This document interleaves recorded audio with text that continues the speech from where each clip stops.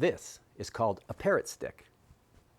It's a chicken wing that's been stretched out, skewered, and then it's got a nice crunchy coating on the outside, and it's super moist, easy to make, and a real hit at a party. We're gonna make it right now on Keto Lifestyle.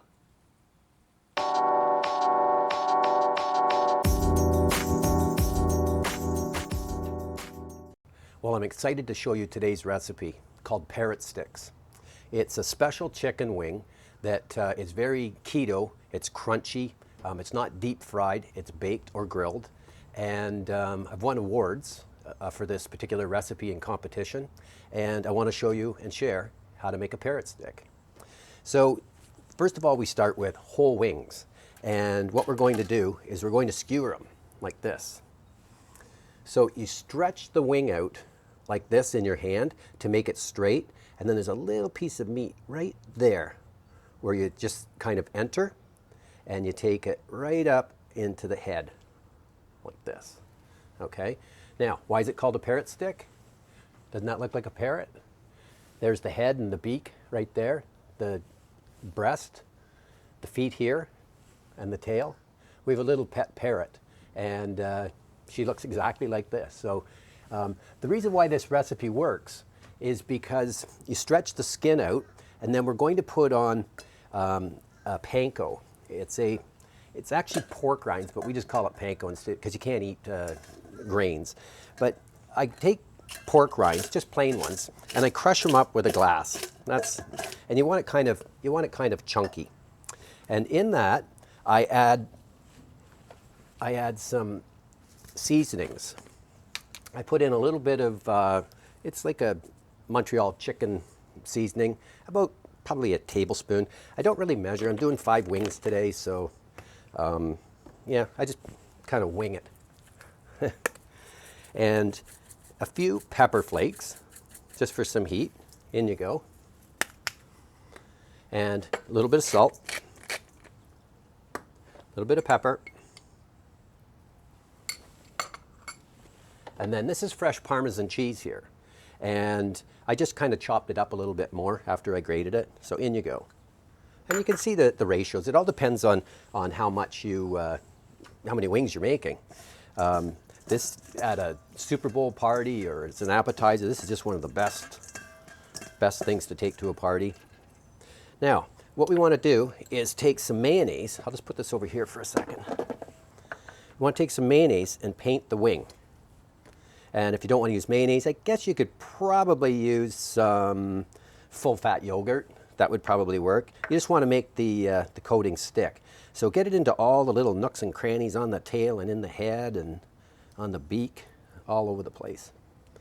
So now that it's all painted up like that, what we're going to do is kind of take this mixture. It's very, very flavorful too. And we're going to dip it into like probably a buffalo sauce with butter and like a Louisiana style sauce. And you just dip it, but it's going to be super crunchy. It's going to bake at, today in the oven, I'd say about 350 for an hour. And it's going to be super juicy in the inside. It's just going to be like fall apart. Normally I do them on the grill, indirect. So indirect means that you have your wings in the center and your heat on one side and heat on the other side so that they don't scorch. And also, if your grill is small, what you can do, so I'm just going to put this one on this tray like this. See it all coated up? So what you can do is take a piece of tin foil when you're on the grill and just put it underneath the part of the stick that sticks out. Another joke. And so it doesn't burn and catch on fire. So I've shown you how to make one like that. See how that's sticking on like that? I'm going to make up another 5, so I'll just fast forward this part. But the last thing that we want to put on here is a little bit of oil. And that's what makes it crunchy. This is a refined coconut oil. I use it in a lot of stuff. It just crunches that up like no tomorrow. Okay, so I'll make up the other 5. In we go for 350 degrees for probably an hour. You want to check them and rotate them all depending on what you're cooking them in. A big oven, a small little oven, or a barbecue or whatever. So I'll get them up. We'll just fast forward through this. So 350 degrees for an hour is what it took for these Parrot Sticks. They turned out just perfect. Look at that.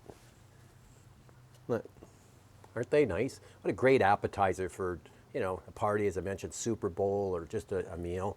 Yeah, they all turned out like this. Look, a flock of parrots. Let me make up a little sauce here. This is like a really basic sauce, but just some melted butter, and I'll move this over like this so you can see it. Just melted butter and a Louisiana style hot sauce and a few pepper flakes. This is like so easy, but it's like my go-to for Parrot Sticks. And I don't even stir it in or anything. And a little bit of blue cheese dressing would be really nice with this. I want to show you how to eat this. So what you do is you take the parrot and you hold on to it and you twist the skewer like this, and it just comes out. Then what you do is you break off the little tip part and eat that like Tom Hanks eating that little piece of corn. And then for this part here, you'd break the drumette, and that's the winglet. So I don't know if you know this or not, but what you do is you hold it by the gristle and you just twist the little bone right out like that. There's two little bones, just like that. And that is just like the perfect, no boneless, it's perfect. Right into the sauce. I'll try it.